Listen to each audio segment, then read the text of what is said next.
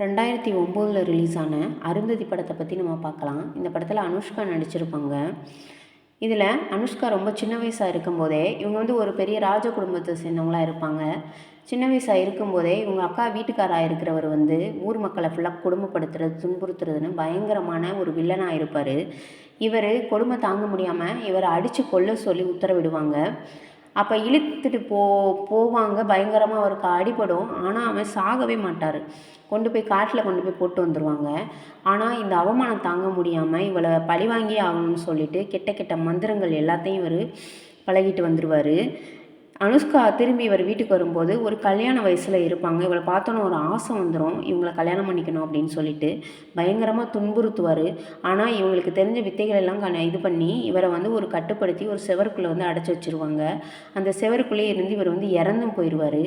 ஆனால் இவங்களுக்கு பிறந்த குழந்தைக்கும் குழந்தை, அதாவது இவங்களுக்கு பேத்தி முறை வரும்போது இந்த அருந்ததி ரிட்டன் மறுபடி பிறந்திருப்பாங்க இவங்களை கொல்றதுக்காகவே.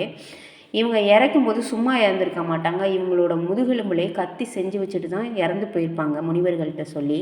இவங்க பின்னாடி திரும்பி வந்துட்டு அந்த கத்தியை எடுத்து இவனை கொல்றாங்களா என்னங்கிறது தான் இந்த படம். கடைசியில் அவங்கள கொல்லவும் செஞ்சுருவாங்க. இந்த ஊர் மக்களும் நல்லா இருப்பாங்க.